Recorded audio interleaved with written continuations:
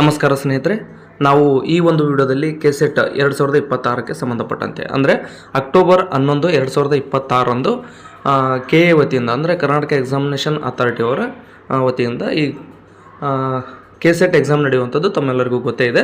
ಈ ಒಂದು ಪರೀಕ್ಷೆಗೆ ಸಂಬಂಧಿಸಿದಂತೆ ನಾವು ಈ ಒಂದು ವಿಡಿಯೋದಲ್ಲಿ ಡಿಸ್ಕಸ್ ಮಾಡ್ತಾ ಹೋಗೋಣ. ಅದಕ್ಕೂ ಮುಂಚೆ ನೀವೇನಾದರೂ ನಮ್ಮ ಯೂಟ್ಯೂಬ್ ಚಾನಲನ್ನು ಸಬ್ಸ್ಕ್ರೈಬ್ ಮಾಡ್ಕೊಂಡಿಲ್ಲ ಅಂದರೆ ಸ್ನೇಹಿತರೆ ದಯವಿಟ್ಟು ಸಬ್ಸ್ಕ್ರೈಬ್ ಮಾಡ್ಕೊಳ್ಳಿ. ತಾವಿಲ್ಲಿ ನೋಡಿದ ತಕ್ಷಣ ಇರ್ತಕ್ಕಂಥ ವಿಚಾರ ಏನು ಅಂತೇಳಿ ಗೊತ್ತಾಗಿರ್ಬೋದು.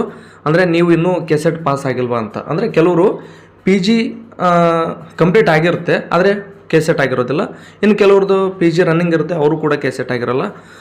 ಅಂಥವ್ರು ಏನು ಮಾಡೋದು ಅಂತಂದರೆ ಈ ಒಂದು ಕೆಸೆಟ್ ಪರೀಕ್ಷೆಗೆ ಯಾವ ರೀತಿ ತಯಾರಿ ನಡೆಸಬೇಕು, ಎಷ್ಟು ಪತ್ರಿಕೆಗಳಿರ್ತವೆ, ಇದೆಲ್ಲದರ ಬಗ್ಗೆಯೂ ಕೂಡ ನಾನು ಒಂದಷ್ಟು ಫ್ರೀ ಕ್ಲಾಸಸ್ಸನ್ನು ಆರಂಭ ಮಾಡೋಣ ಅಂದ್ಕೊಂಡಿದ್ದೀನಿ. ಅಂದರೆ ಯೂಟ್ಯೂಬ್ನಲ್ಲೇ ಒಂದು ಕ್ಲಾಸ್ ಅಂದರೆ ಸಿಲೆಬಸ್ ವೈಸ್, ಅಂದರೆ ಟಾಪಿಕ್ ಏನು ಒಂದನೇದಿದೆ ಆ ಒಂದನೇ ಟಾಪಿಕ್ನಿಂದ ಹಿಡಿದು ಕೊನೆಯ ಟಾಪಿಕ್ವರೆಗೂ ಕೂಡ ಸೀರಿಯಲ್ ಆಗಿ ಕ್ಲಾಸಸ್ನ ಮಾಡೋಣ ಅಂತ ಅಂದ್ಕೊಂಡಿದ್ದೀನಿ. ಅಂದರೆ ಜಿ ಕೆ ಪೇಪರ್ ಏನಾಗುತ್ತೆ, ಎಲ್ಲ ಸಬ್ಜೆಕ್ಟ್ದವರಿಗೂ ಕೂಡ ಈ ಒಂದು ವಿಡಿಯೋಗಳು ನಿಮಗೆ ಅನುಕೂಲ ಆಗ್ತವೆ. ಅಂದರೆ ಅಲ್ಲಿ ಹಿಸ್ಟ್ರಿ ಆಗಿರ್ಬೋದು, ಕೆಮಿಸ್ಟ್ರಿ ಆಗಿರ್ಬೋದು, ನಾವು ಆರ್ಟ್ಸು ಸೈನ್ಸು ಅನ್ನೋಂಥದ್ದು ಮ್ಯಾಟ್ರ್ ಆಗಲ್ಲ. ಯಾಕಂದರೆ ಜಿ ಕೆ ಪೇಪರು ಎಲ್ಲರಿಗೂ ಕೂಡ ಸೇಮ್ ಇರೋದ್ರಿಂದ ಆ ಕಾರಣಕ್ಕೋಸ್ಕರ ನಾನು ಜಿ ಕೆಗೆ ಹೆಚ್ಚಿನ ಮಹತ್ವವನ್ನು ನೀಡಬೇಕು ಅಂದ್ಕೊಂಡಿದ್ದೀನಿ. ಆನಂತರ ಸಾಧ್ಯ ಆದಷ್ಟು ಹಿಸ್ಟ್ರಿ ಮತ್ತು ಎಕನಾಮಿಕ್ಸ್ ಕ್ಲಾಸಸ್ಗಳನ್ನು ಕೂಡ ಮಾಡಬೇಕು ಅಂದ್ಕೊಂಡಿದ್ದೀನಿ. ಸೊ ನಿಮ್ಮ ಅಭಿಪ್ರಾಯ ಏನಿದೆ ಅದನ್ನು ಕಮೆಂಟ್ ಬಾಕ್ಸಲ್ಲಿ ನೀವು ವ್ಯಕ್ತಪಡಿಸಿದ್ರಿ ಅಂದರೆ ನಾನು ನೆಕ್ಸ್ಟ್ ಕೆಸೆಟ್ನ ಮೊದಲ ಕ್ಲಾಸ್ಗಳನ್ನು ಆರಂಭ ಮಾಡ್ತೀನಿ.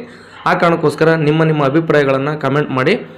ಹಾಗೆ ನಾನು ಯಾವುದೇ ಕಾರಣಕ್ಕೂ ಯೂಟ್ಯೂಬಲ್ಲಿ ಮೆಂಬರ್ ಓನ್ಲಿ ವಿಡಿಯೋಗಳನ್ನು ಇಡೋದಿಲ್ಲ, ನಾನು ಫ್ರೀಯಾಗಿ ಅವನು ಇಡ್ತೀನಿ. ಅಂದರೆ ಇರ್ತಕ್ಕಂಥ ವಿಷಯವನ್ನು ನಿಮ್ಮ ಜೊತೆ ಹಂಚ್ಕೊಳ್ತೀನಿ ಫ್ರೀಯಾಗಿ. ಅದಕ್ಕೆ ಯಾವುದೇ ಹಣಕಾಸಿನ ವ್ಯವಹಾರ ಇಲ್ಲಿ ಮಾಡೋದನ್ನು ಏನು ಬೇಡ, ಫ್ರೀಯಾಗಿ ನೋಡ್ಕೊಂಡು ಹೋಗೋಣ. ನನಗೆ ತಿಳಿದಷ್ಟರ ಮಟ್ಟಿಗೆ ನಿಮಗೆ ಎಕ್ಸ್ಪ್ಲೇನ್ ಮಾಡೋದಕ್ಕೆ ಟ್ರೈ ಮಾಡ್ತೀನಿ. ಜೊತೆಗೆ ಯಾರೆಲ್ಲರಿಗೂ ಈ ಒಂದು ಕೆಸೆಟ್ ಕ್ಲಾಸಸ್ಗಳ ಅವಶ್ಯಕತೆ ಇದೆ, ನಿಮ್ಮಿಂದ ಬಯಸೋದು ಒಂದೇ, ಫ್ರೀಯಾಗಿರ್ತಕ್ಕಂಥ ಒಂದು ಸಬ್ಸ್ಕ್ರೈಬ್. ಸೊ ನೀವು ಒಂದಷ್ಟು ಸಬ್ಸ್ಕ್ರೈಬ್ ಮಾಡಿಕೊಂಡು ಸಪೋರ್ಟ್ ಮಾಡಿದರೆ ಅಷ್ಟೇ ಸಾಕು.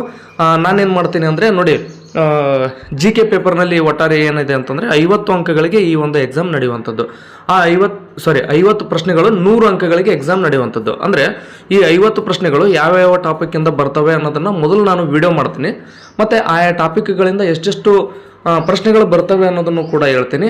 ಮತ್ತು ಇಲ್ಲಿ ನೆಗೆಟಿವ್ ಇರೋದಿಲ್ಲ. 50 ಪ್ರಶ್ನೆಗಳಿಗೆ ನೀವು ಸರಿಯಾಗಿ ಉತ್ತರಿಸಿ ಬಂದ್ರಿ ಅಂದರೆ ಗರಿಷ್ಠ ನೀವು 100 ಅಂಕಗಳನ್ನು ಗಳಿಸ್ಬೋದಾಗಿರುತ್ತೆ. ಹಾಗೆ ನಿಮ್ಮ ಒಂದು ಆಪ್ಷನಲ್ ಸಬ್ಜೆಕ್ಟ್ ಯಾವುದಾಗಿರುತ್ತೆ ಅಂದರೆ ಹಿಸ್ಟ್ರಿ ಆಗಿರ್ಬೋದು, economics, geography, chemistry, physics, maths, ಹೀಗೆ ನಿಮ್ಮದು ಯಾವುದೇ ಒಂದು ಸಬ್ಜೆಕ್ಟ್ ಆಗಿದ್ರೂ ಕೂಡ ಅಲ್ಲಿ ನಿಮ್ಮ ವಿಷಯಕ್ಕೆ ಸಂಬಂಧಪಟ್ಟಂತೆ 100 ಪ್ರಶ್ನೆಗಳಿರ್ತವೆ. ಒಂದು ಪ್ರಶ್ನೆಗೆ 2 ಅಂಕ, ಅಂದರೆ ಒಟ್ಟಾರೆ 200 ಅಂಕಗಳಿಗೆ ಈ ಒಂದು ಎಕ್ಸಾಮ್ ನಡೆಯುತ್ತೆ. ಅಂದರೆ ಒಟ್ಟಾರೆಯಾಗಿ ಕೆಸೆಟ್ ಅಂತಕ್ಕಂಥದ್ದು 300 ಅಂಕಗಳಿಗೆ, ಅಂದರೆ 150 ಪ್ರಶ್ನೆಗಳು.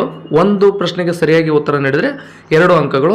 ಹಾಗೆ ಗರಿಷ್ಠ 150 ಪ್ರಶ್ನೆಗಳು, ಗರಿಷ್ಠ 300 ಅಂಕಗಳಿಗೆ ಈ ಒಂದು ಪರೀಕ್ಷೆ ನಡೆಯುತ್ತೆ. ನೆಗೆಟಿವ್ ಇರೋದಿಲ್ಲ. ಸೊ ಇದೆಲ್ಲದೂ ಕೂಡ ಮಾಹಿತಿ ನಿಮ್ಗೆ ಆಲ್ರೆಡಿ ಗೊತ್ತಿರ್ಬೋದು ಅಂತ ಕೂಡ ನಾನು ಅಂದ್ಕೊಂಡಿದ್ದೀನಿ. ಈಗ ಈ ಒಂದು ವಿಡಿಯೋದಲ್ಲಿ ನಿಮಗೆ ತಿಳಿಸ್ಬೇಕು ಅನ್ಕೊಂಡಿರ್ತಕ್ಕಂಥ ವಿಚಾರ ಏನಂದರೆ, ಕೆಸೆಟ್ ನೀವು MA ಮಾಡಿರಿ, MSc ಮಾಡಿರಿ, MCom ಮಾಡಿರಿ, ನೀವು ಓದ್ತಾ ಇದ್ದೀರೋ ಅಥವಾ ಆ ಒಂದು ಪಿ ಜಿಯನ್ನು ಕಂಪ್ಲೀಟ್ ಮಾಡ್ಕೊಂಡಿದ್ದೀರೋ ಅದು ನಿಮಗೆ ಬಿಟ್ಟದ್ದು. ಅಂದರೆ ಓದಿದ್ರು ಅಷ್ಟೇ, ಅದು ಕಂಪ್ಲೀಟ್ ಆಗಿದ್ರೂ ಕೂಡ ಅಷ್ಟೇ. ಒಟ್ಟಾರೆ ಏನು ಅಂತಂದರೆ ಕೆಸೆಟ್ ಆಗಿಲ್ಲ ಅನ್ನೋದಾದರೆ ನಿಮಗೋಸ್ಕರನೇ ನಾ ಈ ಒಂದಷ್ಟು ಕ್ಲಾಸಸ್ಗಳನ್ನು ಮಾಡಬೇಕು ಅಂತ ಅಂದ್ಕೊಂಡಿದ್ದೀನಿ. ನಿಮ್ಮ ಒಂದು ರೆಸ್ಪಾನ್ಸ್ ಯಾವ ರೀತಿ ಇರುತ್ತೋ ಅದರ ಆಧಾರದ ಮೇಲೆ ಕ್ಲಾಸ್ಗಳು ಆರಂಭ ಮಾಡಬೇಕು ಅಂದ್ಕೊಂಡಿದ್ದೀನಿ. ಸೊ ನಿಮ್ಮ ಸಪೋರ್ಟ್ ಇರಲಿ. ಹಾಗೆ ನಿಮ್ಮ ಅಭಿಪ್ರಾಯವನ್ನು ಕಮೆಂಟ್ ಮಾಡಿ.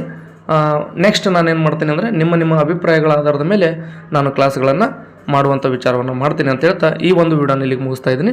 ಧನ್ಯವಾದಗಳು. ಮತ್ತು ನಿಮಗೇನಾದರೂ ಡೌಟ್ ಇದ್ರೂ ಕೂಡ ಪ್ರಶ್ನೆ ಮಾಡಿ ನಿಮಗೆ ಉತ್ತರಿಸುವಂಥ ಒಂದು ಪ್ರಯತ್ನವನ್ನು ಮಾಡ್ತೀನಿ ಅಂತ ಹೇಳ್ತಾ ಈ ಒಂದು ವಿಡಿಯೋನ ಇಲ್ಲಿಗೆ ಮುಗಿಸ್ತಾ ಇದ್ದೀನಿ. ವಿಡಿಯೋ ನೋಡೋದಕ್ಕಾಗಿ ತಮ್ಮೆಲ್ಲರಿಗೂ ಧನ್ಯವಾದ.